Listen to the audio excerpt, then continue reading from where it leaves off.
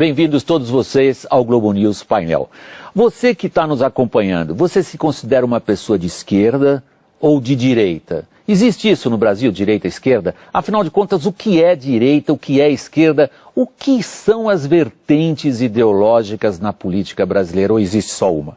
3 são os nossos convidados, como sempre aqui no estúdio da Globo News de São Paulo, para discutir isso, o padrão da política brasileira. Eu começo a apresentação dos nossos participantes pelo sociólogo Bolívar Lamounier, da Augurium Consultoria. Está conosco Luiz Felipe Pondé, filósofo, professor da PUC aqui de São Paulo e também da FAAP. Luiz Felipe Pondé é também colunista do jornal Folha de São Paulo. E o terceiro participante é um colega meu, é o jornalista Reinaldo Azevedo, colunista da revista Veja, da Folha de São Paulo e também comentarista da rádio Jovem Pan. Neste ponto da apresentação do programa, eu gostaria de dirigir a minha saudação especial a você, o ouvinte da CBN, que nos acompanha todos os sábados à noite. Bolívar, por que as pessoas no Brasil têm essa dificuldade em admitir eventualmente que sejam de direita? É um país onde todo mundo se considera de centro-esquerda? Ou isso é uma máscara através da qual não se discute política nesse país? As duas coisas, né? De uns 20 ou 30 anos para cá, nós vemos, por um lado, as pessoas, uma hipocrisia geral. Né? O pessoal sabe que pega bem dizer que é de esquerda. Esquerda mundialmente significava pessoas empenhadas em reduzir a pobreza, reduzir desigualdades sociais, um dia criar uma sociedade com menos diferenças. Então isso pega bem. No Brasil, que é um país pobre, muito desigual, a palavra ganhou prestígio. Mas por que se usa a palavra hipocrisia? Hipocrisia porque se você vai, por exemplo, ao Congresso Nacional, onde nós temos de A até Z, você não vai encontrar nenhum direitista. Todos vão dizer que são de centro-esquerda.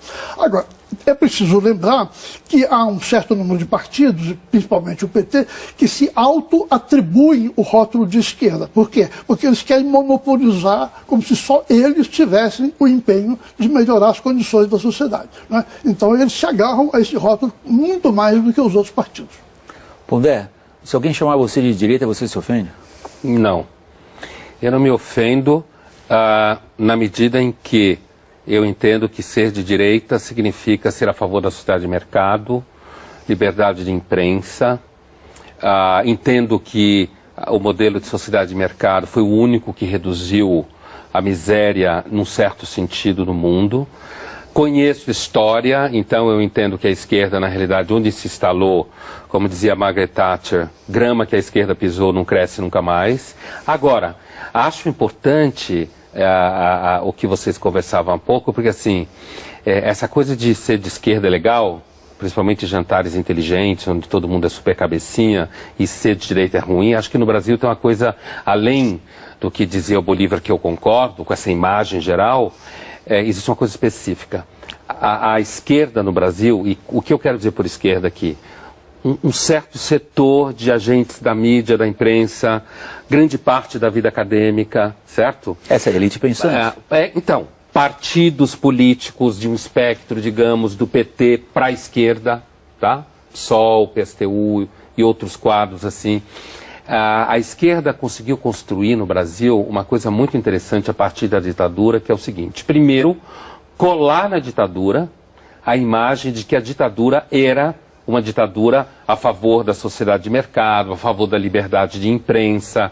E com isso, portanto, se você é identificado como direita no Brasil, acham que você é a favor da tortura, que você estava matando gente inocente. Outra coisa que a esquerda conseguiu, através de uma operação de marketing maravilhosa, é vender a imagem que aqueles indivíduos da esquerda que foram para a guerrilha, para a luta armada e que sofreram, inclusive, por isso enquanto indivíduos, certo? Claro. Eles conseguiram colar a ideia de que eles lutavam pela liberdade. Essa é a grande mentira da esquerda brasileira, que a Comissão da Verdade deveria trazer isso à tona. E eles não lutavam pela liberdade. Você desculpe eu interromper nesse momento, é que você já colocou tantos elementos na discussão juntos com os do Bolívar também, eu ainda queria colocar o Reinaldo na conversa. Nós temos uma caracterização da questão de esquerda ou direita no Brasil, nas palavras do Bolívar, Reinaldo, que se fecham na expressão hipocrisia. Há uma hipocrisia. Identificam-se muitos no Brasil, agentes políticos com ideias de esquerda, por causa, aí eu passo para o que o Pondé dizia, posso colocar assim, por causa de um monopólio assim estabelecido na discussão política, de que as ideias definidas ou auto-atribuídas como de esquerda são as ideias boas. Portanto, por definição ou por exclusão, as outras ideias são ruins. Essa é uma análise a qual você se associaria? Eu me associo na medida em que esta gente que se identifica com a esquerda criou então para si o chamado monopólio da virtude, né? Isso mesmo. Vamos ver. Se nós ficarmos nos marcos estritos do que vem a ser esquerda, direita, do que vem a ser socialismo, o socialismo como tal acabou mesmo. Ele está morto, definitivamente. Não há em lugar mais nenhum do mundo. Só nas periferias. A não ser Cuba, Coreia do Norte. Aliás, no Guardian, essa semana, um articulista disse: o regime supostamente comunista da Coreia do Norte, eu não entendi, porque supostamente... É porque ele deve ser comunista. Ele deve ser comunista. É o regime comunista por excelência. Né? É o regime comunista por excelência. É. O comunismo é aquilo. Então, nos marcos técnicos do socialismo, o socialismo acabou. Para onde migraram as esquerdas? Essa é uma história que começa lá com Gramsci, né, o teórico do comunismo italiano. Dos anos 30. Dos anos 30. Então nós vamos fazer, na verdade, fazer a guerra cultural. Esta é a questão. A esquerda se atomizou. Quando você está falando nós vamos fazer, você está se referindo às ideias de Antônio Gramsci. De Antônio Gramsci. Que é então, famoso por causa do bloco histórico. Do bloco histórico. Da imposição através de intelectuais de uma hegemonia de pensamento. De uma hegemonia de pensamento, uma hegemonia intelectual. Então nós, da esquerda, agora sabemos que a luta armada está se mostrando uma realidade difícil. Ela foi recuperada em Cuba um pouquinho depois, mas logo morreu. Então nós vamos fazer a luta cultural. Não é? A esquerda se atomizou em grupos. Então, hoje, ser de esquerda é, por exemplo, defender a discriminação das drogas. Esta é uma ideia boa, considerada boa.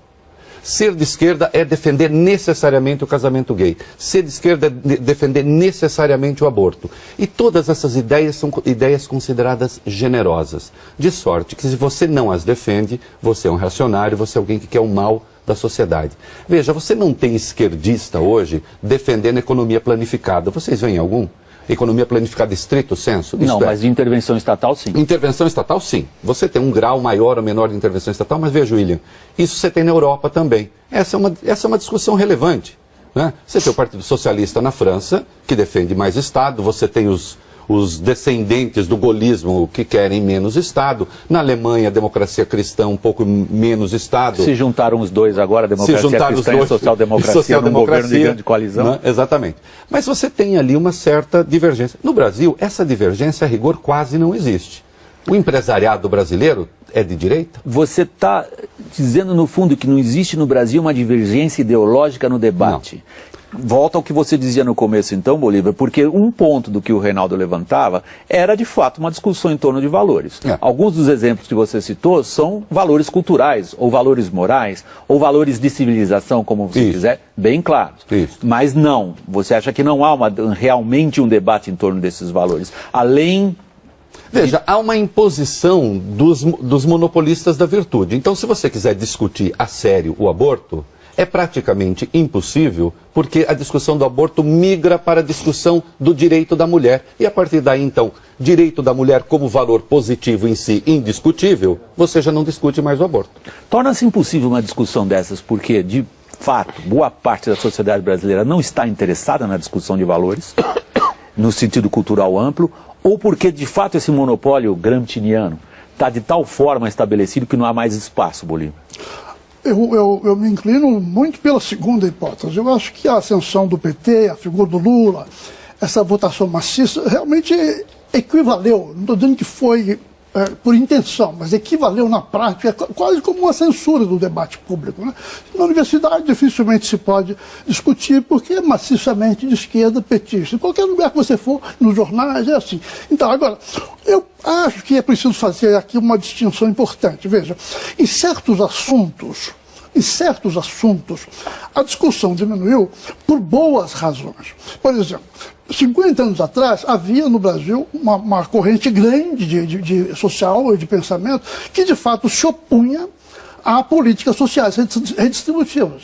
Era uma direita no sentido caracterizado. Era gente reacionária, que queria parar qualquer reforma social. Então, aquilo acabou. Então, neste aspecto, a discussão diminuiu por boas razões. É porque hoje no Brasil há um consenso de que todos queremos melhorar a sociedade, neste sentido. Mas aí entra o gramscismo, aí entra a esquerda organizada, aí entra o que eu chamei de autoatribuição. São aqueles que querem que este consenso, por definição, da sociedade inteira, seja propriedade exclusiva deles. Eles teriam criado esta convergência, quer dizer, eles é que são esta direção reformista. Os outros, que são imaginários, estariam ainda resistindo ao que todo mundo concorda. O problema, professor, é que em que ponto, seja da teoria, seja da prática, o liberalismo, por exemplo, Como proposta política. proposta econômico-política, em que ponto o liberalismo foi avesso à distribuição de renda, foi avesso ao progresso social? Esta é uma das grandes falácias que está no debate desde sempre e que, infelizmente, o grande Norberto Bobbio ajudou, já no fim da sua trajetória, ajudou a consolidar com aquele seu livrinho que é direito que é esquerda, equivocadíssimo, porque no fim das contas a síntese é a seguinte: esquerda é a esquerda é toda força que quer justiça social e que luta por justiça social, e direita é a força que luta pela conservação. No fim das contas, luta pela manutenção da injustiça. E aí é uma distorção gravíssima do que é o pensamento conservador. Outro dia eu estava num debate e me disseram: mas você se diz um conservador, você quer conservar o quê? Fica parecendo que o conservador quer conservar injustiças. Não. Numa sociedade democrática, o conservador conserva as instituições que garantem a democracia por meio das quais se vai lutar por justiça. Você não vai solapar, portanto, direitos e garantias democráticas para fazer justiça social. E para mim, hoje, esta é a definição que eu tenho de direita e de esquerda. A direita, na democracia, a direita democrática, ela respeita as instituições e quer justiça social igualmente e não entende que solapá-las é positivo, e a esquerda acha que solapando instituições consegue fazer justiça e, portanto, isso é positivo. Pondé, vai lá. Independente do que você quiser dizer, algo que o Reinaldo acabou de dizer me leva a um esforço quase de puxar de novo a análise que vocês fazem do plano mais abrangente, que o que vocês acabaram de fazer foi na definição conceitual, de acordo com a teoria política clássica, do que seriam propostas de esquerda e de direita. Eu estou fazendo esse papel chato de puxar vocês para a realidade brasileira. Por que essa discussão conceitual não ocorre no Brasil? Ou se ocorre pela hipocrisia, pelo monopólio da virtude, a expressão que você usou, ou, como você disse na sua primeira intervenção, Pondé, porque um grupo foi capaz de impor uma visão dos fatos históricos. E eu acho que no Brasil, assim, voltando ao que eu estava dizendo e avançando a partir do que o Reinaldo dizia, no Brasil houve uma espécie de marketing gramsciano em que os atores intelectuais, seja da mídia, da imprensa, da academia, conseguiram colar em si mesmos a imagem de que eles são do bem quando são de esquerda. Está tudo dominado. Eu que atuo na academia, que sou professor há muitos anos, tanto na pós quanto na graduação, para mim é muito claro que existe uma oposição entre esquerda e direita. Só cuidado com a sua mão, que você está o microfone, o pessoal em casa não vai conseguir entender o que você diz. Então, para mim que estou na universidade, é muito claro que existe uma oposição entre esquerda e direita. Não conceitualmente bem elaborada, mas a realidade nunca é conceitualmente bem elaborada, né? Essa realidade banal do dia a dia. E essa oposição aparece, por exemplo, em que você tem cerceamento, você tem agressão intelectual, você tem uma coisa que, assim, você escreve uma coisa no jornal hoje, ou está dando uma aula, dependendo do público que está te ouvindo, você tem que tomar cuidado. Você tem que como dar prova de pureza ideológica. As coisas que o Reinaldo falava aqui, por exemplo, sou a favor do aborto, por exemplo, você tem que dar prova de pureza ideológica. Olha, não me entendam mal, hein, eu sou a favor do aborto. Exemplo que ele estava dando. Não me entendam mal, eu sou a favor da justiça social. Eu entendo que uma das melhores formas de justiça social é você ter um mercado ativo que produz emprego, certo? E que se eu estou de saco cheio de você, que é meu patrão, eu arrumo emprego em outro lugar. Para mim isso é justiça social. E não o Estado taxar, se meter na economia o tempo inteiro. Então a minha impressão é de que existe, no dia, pelo menos na academia eu sinto, e tem outra coisa, William, essa questão do conceito, a dificuldade do debate conceitual, eu também tenho uma visão muito clara que é a seguinte, há uma espécie assim de, é inviável, é quase inviável o acesso à bibliografia. Os alunos da universidade praticamente só leem Marx, Rousseau, Foucault e Bourdieu. Acabou! Os professores não dão acesso aos alunos leem outra biografia. Então você tem uma espécie assim, de contenção e de censura. Bolívar, tem um clássico na análise submarxista da realidade. Eu estudei ciência política e li muito Marx como por interesse pelo pensamento no fundo, mas muitas vezes o que me constrange é ver a baixa qualidade de quem se diz marxista ao usar ferramentas da escola de pensamento marxista para tentar interpretar a realidade. E uma dessas análises submarxistas mais rastaqueras, mais rasteiras, mais imbecis no fundo, é a que estabelece aquelas ligações imediatas entre pertencer a uma classe social e defender uma ideia qualquer. Então, por fulano ser de tal classe, evidentemente ele tem que defender essa.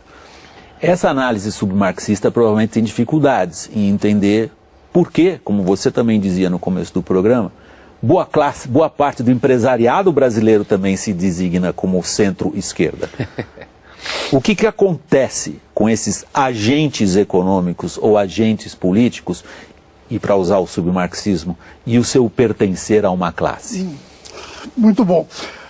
É claro que essa proposição era ruim na origem, não? E foi piorando com o passar do tempo. Cada novo intérprete piorava mais um pouco. A sociedade na Europa, nos Estados Unidos, foi caminhando para uma sociedade de massas, na qual foi ficando muito difícil de distinguir nitidamente classes sociais, mas quanto mais esse processo avançava, mais os submarxistas insistiam que você só podia compreender atribuindo a uma classe, né? Quer dizer, da contramão completa. Agora, o ponto central, a meu ver, é que outros teóricos, vamos dizer, o Max Weber, demonstrou por A mais B que se você quer entender a sociedade moderna, se você quer entender política em particular, você tem que olhar para valores, ideias que as pessoas têm na cabeça, e você tem que olhar para organizações. Instituições, o clássico do Weber. Mas organizações, porque você veja, os partidos de esquerda no Brasil não servem a ideologias, eles se servem de ideologias, né, para se agarrar ao poder. Por exemplo, o PT se diz socialista. Né? Bom, está no programa. Está no programa. Bom, o socialismo marxista e tal abomina o paternalismo. O PT é absolutamente paternalista. Tanto assim que não investe coisa alguma em educação, que é a grande alavanca, que é melhorar a sociedade pelo Bolsa Família. Se diz democrática, é uma meia-verdade, porque ele é anti-institucional. Qualquer partido de esquerda que se leve a sério, ou meio a sério, é anti-institucional. Por quê? Porque ele tem um objetivo, um destino, que é a sociedade sem classes. Lá no raio que eu parto daqui a 200 anos. Então ele não pode ser a favor. Ele não pode ser a favor das instituições que estão operando aqui hoje, aquilo que o Reinaldo dizia. As instituições são baseadas no critério do funcionamento imediato e da alternância no poder, garantem uma ordem existente. Mas, bom, isso é incompatível com uma escatologia, com uma crença no além da sociedade sem classe. O Partido Socialista característico, ele tem que fazer uma espécie de uma manobra difícil, né? Assim, o terreno é pequeno para esse carrinho funcionar, para manobrar, ele tem que fazer de conta que é pelas instituições atuais, mas sem abrir mão de ser por esse futuro imaginário. Então é tudo, isso é parte do que eu chamo a hipocrisia ideológica. Assim, você tem a hipocrisia individual, a maioria das pessoas né? Mas você tem a hipocrisia partidária, que é o discurso que diz uma meia-verdade, né? Que nunca explicita a outra parte do raciocínio. Agora, Pondé me pediu a palavra, Reinaldo, depois? Não, vai lá. Vai, Pondé. Não, eu só ia acrescentar o seguinte, que assim, eu acho que há uma... quando o Bolívar falava o verdadeiro socialismo, ou teoricamente definido, o partido faria isso e na prática o PT faz outra coisa, eu tenho sempre a impressão, e as pessoas que se identificam com a esquerda normalmente oferecem esse tipo de argumento, que é, olha, se a gente se o socialismo fosse verdadeiro, então a União Soviética não foi socialista, por exemplo. Nem a Coreia do Norte. Né? Então, para mim, eu vou fazer uma analogia com o cristianismo, como religião, mas podia fazer com qualquer uma, e considero o cristianismo infinitamente superior ao socialismo como teoria e como prática, tá? Apesar de não ser cristão e nem acreditar em nada disso, mas assim, é o mesmo argumento. Quando alguém diz assim, não, o cristianismo, ele era pleno. A Igreja Católica perverteu, o protestantismo perverteu. E as pessoas que se identificam com a esquerda normalmente usam esse argumento. Olha, a esquerda, ela na sua definição, teria dado certo, como dizia o Bolívar, lá na frente teria dado época, certo. Eu cobri na muito prática a guerra, não existe. Eu cobri muito a Guerra Fria a partir da Alemanha, Sim. se chamava o socialismo realmente mesmo. existente, era o socialismo que não prestava. O socialismo em si, o que um dia, lá no raio que parta, como vai você acontecer. falou, lá no raio que parta um dia vai ter o socialismo, esse vai ser bom. O socialismo realmente existente não presta. É por isso que eu acho que a definição que me parece um pouco mais concreta no cotidiano da esquerda hoje, ou das pessoas que se acham de esquerda, migrou de uma discussão política enquanto tal para um marketing moral. Isso. Então é assim, a pessoa que é de esquerda, ela se acha superior. Façamos um teste. Pega um amigo teu ou quem você conhece, que é uma pessoa que se identifica com a esquerda, e faça uma acusação razoavelmente fundamentada que ela é autoritária. Ela vai parar de funcionar que nem um computador com vírus. Ela entra numa crise. Como? Eu? Reacionário? Não, não pode ser. Eu sou a favor das liberdades. Porque, para mim, essa é a definição contemporânea, mais atual de alguém que se acha de esquerda. Ele se acha moralmente superior. Reinaldo. Queria destacar um aspecto aí do debate que é o seguinte, se eles já não são mais socialistas porque não são, né, queria voltar um pouquinho à questão, por que o empresariado brasileiro se diz de centro-esquerda? Bom, entre outras razões que mama nas tetas do BNDES, tá certo? Então, evidentemente um Estado Mas já se dizia antes. Já se dizia antes, não, claro, mas um Estado paternalista, um Estado patrão, nesse sentido, evidentemente gera um empresariado bastante servil, né? Se essa esquerda ela não defende mais os marcos do socialismo, não quer dizer que politicamente ela não seja herdeira legítima do autoritarismo bolchevique. Isso ela é. Quer dizer, o PT ainda se concebe, e os seus satélites à extrema esquerda, eles ainda se concebem como partidos únicos, eles se pensam como partidos únicos. Eles têm uma concepção, digamos, evolucionista da sociedade. Não é que você discorda deles porque você tem o direito natural à discordância numa sociedade democrática. Você é atrasado. Sim. E como tal... E mal. E como tal, você tem de ser submetido por mal à reeducação, ou então você será um objeto que vai ser superado pela história, né? E neste sentido, aí eu quero evocar então um texto que me parece definidor, que é a moral deles e a nossa, do Trotsky, do livro Moral e Revolução, em que ele diz, olha, existem clássico da literatura política. É um clássico da política. E se você for ver, o Gramsci está pensando praticamente a mesma coisa numa outra perspectiva. Gramsci foi perseguido por ser identificado como trotskista. Como trotskista. Porque ele está pensando a mesma coisa. Quer dizer, quando ele concebe, o Gramsci pensava o partido que ele chamava do moderno príncipe. Não é? O partido é aquele que vai representar a sociedade. Ele vai, no fundo, substituir a sociedade. E tudo o que se fizer será feito em benefício ou em prejuízo deste partido. Né? Reinaldo, desculpe eu te interromper nesse momento, é que nós estamos chegando ao final do primeiro bloco. Você concluiu nessa frase? A gente retoma a discussão. Eu quero lembrar que o Trotsky dizia o seguinte, para a nossa moral, certas coisas são permitidas, matar, roubar, o que for. Aí ele diz, mas tudo é permitido? Perguntaria o farisaico. Ele diz, tudo, desde que seja para fortalecer o partido. Vamos ver por que não há um partido de direita no Brasil, quando a gente retomar a discussão no próximo bloco. Como a gente costuma fazer aqui no painel, nós deixamos uma pergunta no ar ao final do primeiro bloco, com a qual a gente reinicia o programa nesse instante, Bolívar.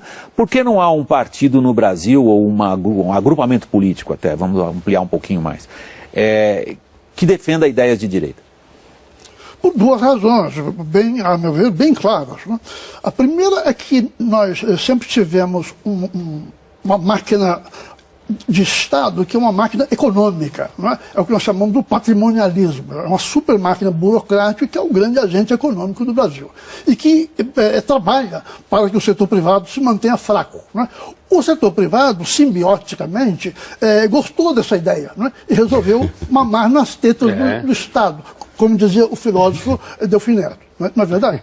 Então, essa é a primeira razão. Se é tão fácil você ter acesso ao BNDES, a toda a Caixa Econômica, ao Banco do Brasil, sem ter que trabalhar e fazer um partido, para que eu fazer partido? Agora, a segunda é a respeito das próprias lideranças políticas. Se tem 30 partidos no Brasil, eu posso escolher qualquer um, não é? Os pequenos, desde que você tenha uns 50, 100 mil votos garantidos, te dão tranquilamente a legenda. Para que alguém vai fazer um partido se essa coisa horrorosa, se essa gelatina assegura as oportunidades de entrada no sistema? Você percebe o que eu estou dizendo? Não há, na verdade, nem no setor econômico, empresarial, nem na classe política, um pouco de discernimento que fazer um partido com identidade real, com identidade séria, é um valor importante. Não. Como o PT é o único partido nesse sentido que tem um valor, qualquer que seja. Tinha no início, tinha no início. Ou pelo menos diz defender um valor.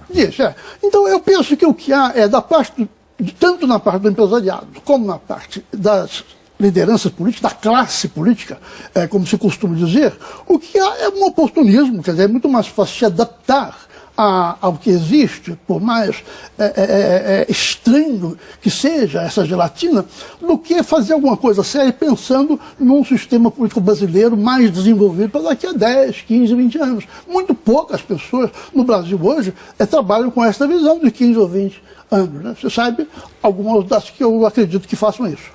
Assim, eu acho, ao contrário assim, do que normalmente a gente pensa, que o PT continua sendo ideologicamente consistente.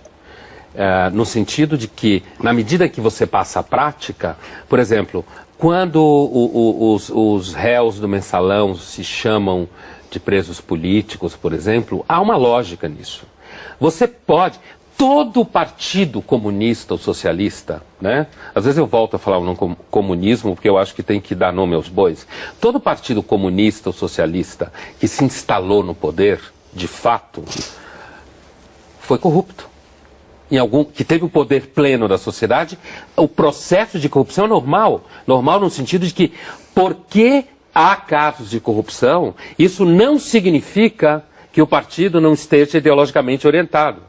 Porque dentro da orientação ideológica está justificado ter casos de corrupção, não estou dizendo que todo mundo é corrupto, mas é justificado casos de corrupção se servir a causa. Então, quando alguém diz uma situação como essa, que ele está sendo, que ele é preso político, dentro da lógica dele, ele continua servindo a causa. É uma corrupção ideologicamente orientada. Eu evoquei o texto, a moral deles e a nossa do Trotsky, justamente pensando em emendar com a coisa do mensalão. Qual é a resposta que eles têm? Inicialmente o Lula admitiu que houve problema, depois disse que era só eleitoral e finalmente que não houve crime nenhum. E agora o partido, a CUT, fez várias manifestações em defesa dos mensaleiros e pedindo que eles saiam da cadeia. Por quê? Pedindo a anulação da condenação. Anulação da condenação, né? Porque eles têm teoria para isso. Nós cometemos isto que vocês chamam crime, esse vocês somos nós, é a sociedade organizada, é a sociedade democrática, é o Estado de Direito. Isso que vocês chamam crime, para nós não é crime. Ao contrário, nós estamos certos de que estávamos construindo uma nova sociedade e, portanto, são chamados de heróis do povo brasileiro, numa disfarçatez. Agora, por que, voltando à sua pergunta, que a gente não consegue ter um partido de direito? Há razões históricas. O Brasil tem alguns problemas, digamos, com as ideias puras. Né? Foi com isso que nós começamos o painel. Exatamente. Eu me lembro da passagem, que os dois professores aqui devem conhecer melhor do que este amador, do Raiz do Brasil, Sérgio Barto de Holanda, quando ele fala da nossa religiosidade.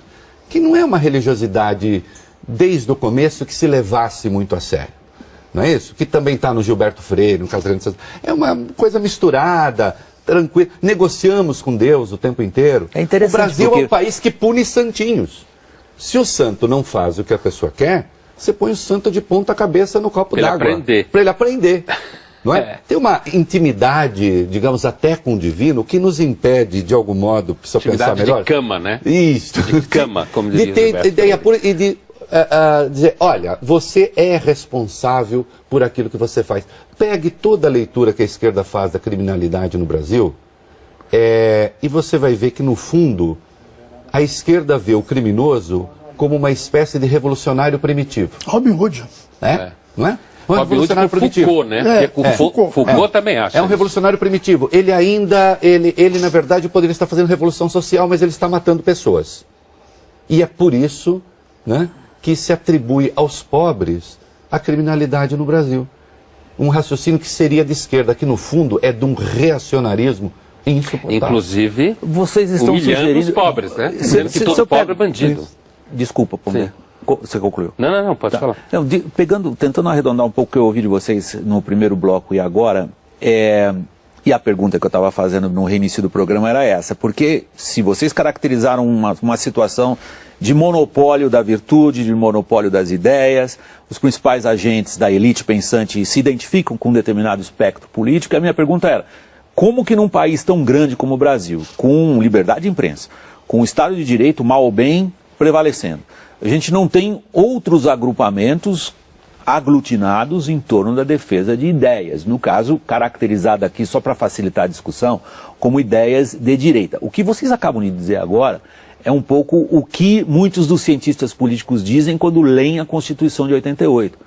Cuidado, há um consenso nessa sociedade que praticamente, vai a provocação a você, Pondé, exclui a possibilidade de um agrupamento político grande defender ideias de direito? Olha, inclusive do ponto de vista do crescimento de um certo pensamento de esquerda na magistratura, eu não tenho nenhuma dúvida. Eu tenho uma sensação de que o Brasil marcha lentamente para um certo consenso esquerdizante, gramsciano. Já está marchando em direção a isso. E eu vejo, por exemplo, voltando ao que você perguntava antes, quer dizer, por que não existe?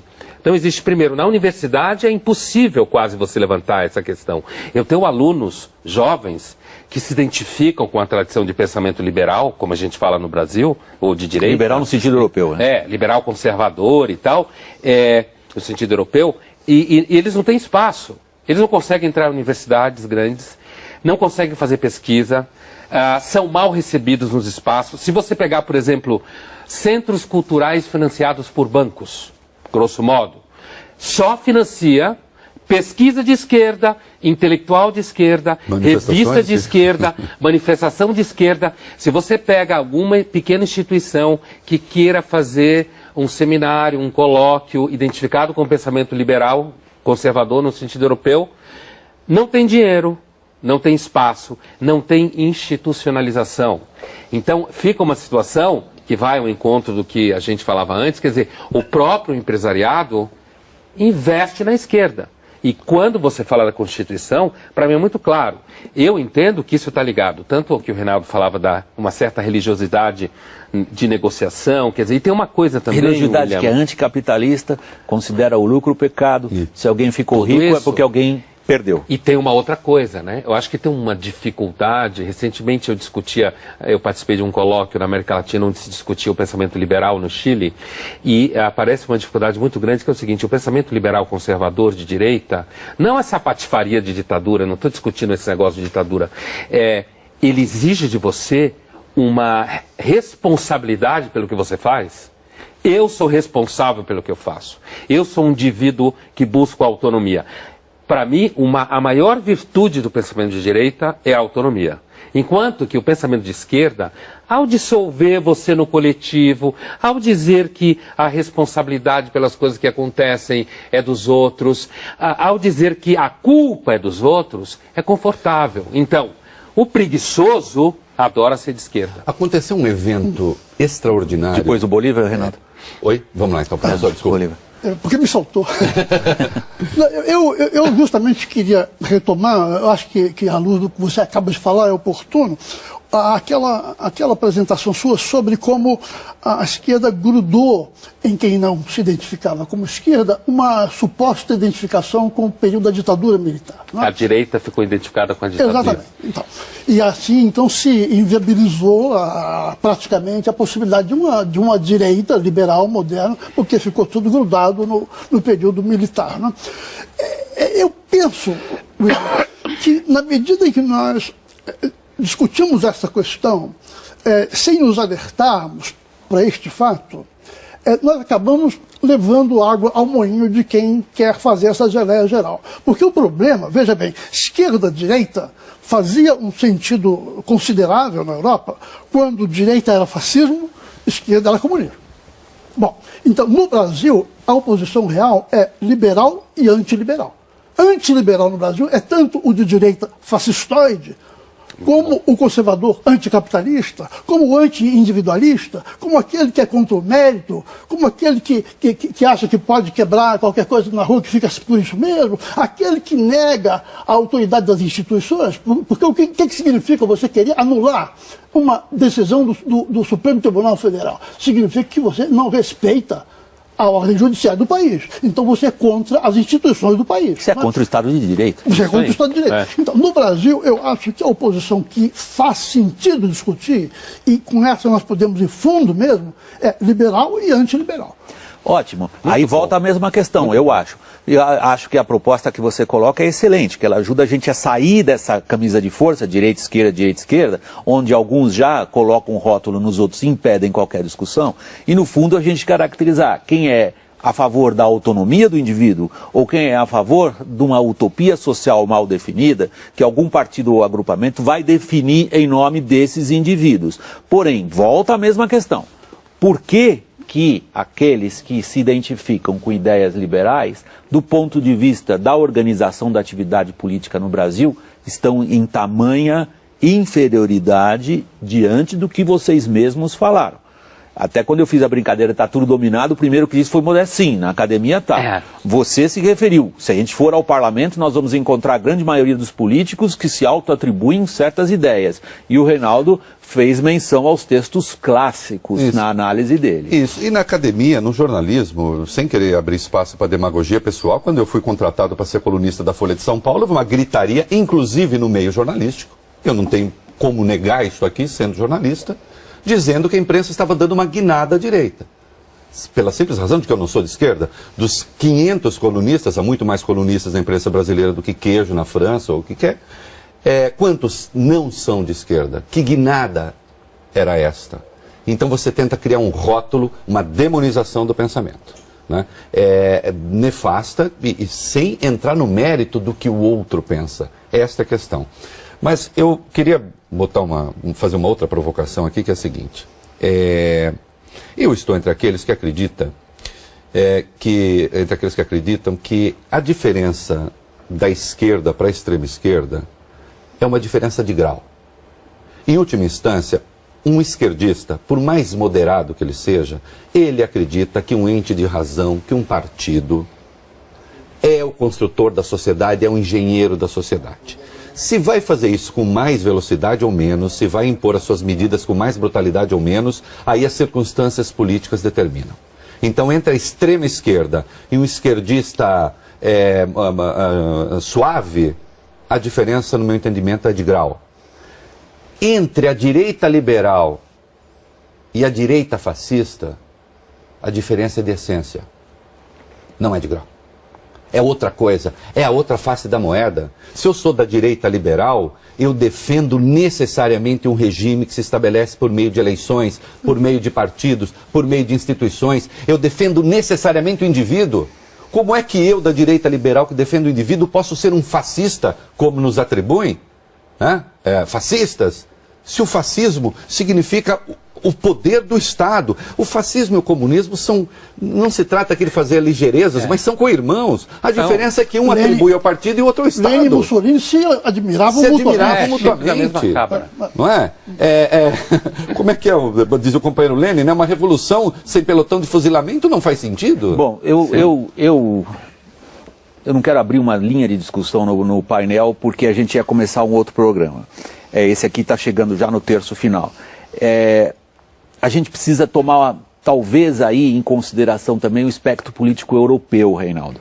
Há uma série de partidos que se autodenominam de esquerda na Europa, começando pelo pelo PSOE na Espanha, ou pelos trabalhistas na Grã-Bretanha, ou pela própria social-democracia alemã, ou por alguns desses partidos social-democratas no leste europeu depois da redemocratização, depois que o leste europeu voltou a ser o que era, ou seja, antes do Império Soviético eram democracias, pelo menos os do norte da Europa, que no linguajar político brasileiro, você teria que colocar eles na direita, digamos assim. Tá. Não são partidos são partidos que, em outras palavras, abdicaram das ideias trotskistas ou gramscianas. É apenas como parênteses, porque eu fui correspondente tantos anos na Europa, e quando vejo de novo a social-democracia alemã, que tem essa característica tão forte no apoio a sindicatos, sobretudo, Mas, William, junto com a democracia cristã. Mas aí eu volto a minha questão para o Brasil, eu puxo vocês um pouco para o lado do Brasil de novo. Quer dizer, vocês falam de uma situação, ao longo dessa edição do Globo News Painel, de guerra cultural. É essa a definição, eu acho. Nessa guerra cultural parece que tem um lado infinitamente mais forte que o outro. Está acabando de começar, e é por isso que eles Começando, ficam... você acha? Ou está terminando? É assim, quando o Não. Reinaldo fala da guinada direita, da mídia, da imprensa, porque o que caracteriza a esquerda no debate cultural é que ela não tolera a diferença. Isso. Apesar de falar de diferença o tempo inteiro. Não tolera a diferença. Então, quando ficam berrando, seja em que mídia que for contra a guinada da direita, é porque aparece uns 5 ou 6 que não tem medo profissional, não tem medo de ser difamado, tem repertório, porque tem uma outra coisa que caracteriza você ser de uma maioria, como a esquerda é no mundo cultural brasileiro. Não precisa ler, não precisa estudar. Basta pertencer ao grupo e sair gritando. Você pertence ao grupo, você xinga o outro e não lê. E é nessa situação, muitas vezes, que essa moçada começa a levar pau. Porque quando você é uma minoria, como pessoas que não se identificam com a esquerda no mundo cultural brasileiro Estou falando do mundo dos agentes culturais. Quando você não se identifica com essa maioria, como toda minoria que está num conflito, você tem que se preparar. Então você acaba estudando mais. E aí tem um problema, porque na hora do debate, fica difícil, quando você é uma maioria paquidérmica, enfrentar quem está preparado. Não, até a quem matemática estuda. vira reacionária, né? Quando você discute matemática vira reacionarismo. Eu só queria, Reinaldo, adiante, por favor. uma intervenção que você... Veja, essa esquerda europeia que você se refere, de algum modo, sem querer ficar aqui dando grandes voos, mas ela é herdeira da segunda internacional socialista, digamos assim. É aquela que ficou... Ela vem de Bernstein e do reformismo. Isso. Ela ficou, então, naquele padrão de nós vamos reformar o capitalismo e depois, se der, aí a gente vê. A esquerda do Brasil, ou ela é herdeira da terceira internacional, ou ela já quer a quarta. Não é? Ou ela passou, ela é trotskista. E odeia a segunda internacional. E odeia a segunda internacional e trata como. Eu só estou fazendo essa observação. Eu não queria entrar na discussão. Internacional e do integralismo. E do integralismo. Sim, é verdade. Bolívar, você. Sem blague, isso é verdade. Bolívar, boa parte da sua carreira como cientista político, você passou interpretando sinais de comportamento eleitoral e ligando esses sinais de comportamento eleitoral com ideias, ideologias e doutrinas políticas no sentido mais amplo. Assumindo a diferenciação que você propôs nessa discussão, vamos deixar esse negócio de esquerda e direita. Vamos ver no Brasil a diferença entre os que são liberais e antiliberais. Você diria a candidatos políticos que no Brasil não dá para ganhar voto com uma proposta liberal? De forma alguma. Eu acho que dá e é preciso colocar esta palavra em circulação, né? Porque se nós colocarmos em discussão claramente que a verdadeira oposição é quem é liberal, quem é antiliberal, o antiliberal não é a favor da democracia. Ele começa que ele tem que reconhecer isso claramente. Mas isso dá voto no Brasil? Não. Estou falando primeiro, vamos primeiro falar num certo nível de liderança, aí nós temos que polarizar, porque eles fizeram uma guerra ideológica e ganharam, nós temos que fazer a nossa. Né? Então, se nós ficarmos dizendo, não, estamos todo mundo no mesmo barco, não estamos no mesmo barco. Você entende? Eu sou contra quem é contra a democracia, então não nos entendemos por aí. Se nós fizermos assim, no plano das lideranças, das pessoas da universidade, do clero, etc., nós começamos a clarear as coisas, não é verdade? Bom, daí em seguida, o que nós vamos dizer para essa classe média ascendente que dizem que é 50% da população? Você vai dizer para essa classe média que ela não deve confiar no mérito, que ela deve esperar que o partido diga que você vai ter tal emprego, ou então você vai pedir na base do clientelismo. Não é para você acreditar na sua capacidade. Você entende? Esse teste foi feito para em toda a Europa e nos Estados Unidos. Né? Como é que o indivíduo abdica da sua confiança em si mesmo e entrega para outra entidade o seu destino? Você está dizendo que isso tem que ser falado de forma clara, né? Tem que ser posto. Sim. através de líderes. Isso aí. Eu estou dando um exemplo apenas. O que eu quero dizer, enquanto nós não mudarmos esse eixo de discussão, não vamos abrir o caminho para o que tem que ser dito à sociedade. Você desculpa a minha falta de cortesia e ansiedade, é que eu estou chegando ao final do programa, aí sobra pouco para vocês arredondarem o pensamento. Eu posso usar essa sua última intervenção como uma provocação para o Pondé e para o Reinaldo? Aí sou obrigado a pedir que vocês sejam telegráficos pela primeira e pela última vez no programa. Existe isso no Brasil hoje? Abrir os olhos dos eleitores para o debate que não é esse debate rastaquera direita e esquerda, mas é o debate entre posturas fundamentais do indivíduo perante o Estado? Existe, tanto é que nós estamos nesse debate. E eu acho que essa é uma pequena diferença que tem acontecido nos últimos anos. Uma maior visibilidade. No Brasil, para mim, ser revolucionário, no bom sentido, no sentido de trazer alguma coisa de importante, é ser liberal. Reinaldo, pesquisa Datafolha, que você seja breve, desculpa. Pesquisa Datafolha recente identificou que a maioria dos brasileiros se identifica com posições conservadoras. Em janeiro do ano passado, no Fórum Social Mundial, o ministro Gilberto Carvalho disse que o PT precisava disputar com os evangélicos a nova classe média. Esta classe média ascendente, a classe C. Isto é, os valores da população são valores conservadores. O Gilberto Carvalho, que é um petista, identificou isso. O problema é que os partidos de oposição no Brasil morrem de medo do povo. O Globo News Painel está terminando por aqui. Eu queria agradecer a participação aqui no estúdio da Globo News de São Paulo dos nossos 3 convidados, começando pelo sociólogo Bolívar Lamounier, da Augurium Consultoria. Agradeço a Luiz Felipe Pondé, filósofo, professor da PUC de São Paulo e da FAAP, além de ser também colunista do jornal Folha de São Paulo. Em terceiro lugar, agradeço ao meu colega, o jornalista Reinaldo Azevedo, que é colunista da revista Veja, da Folha de São Paulo e também comentarista na rádio Jovem Pan. Meus agradecimentos aqui nesse momento vão especialmente a você que nos acompanhou até aqui. Esperamos você na semana que vem. Vamos agora, como a gente sempre faz, aos outros fatos e imagens que marcaram a semana.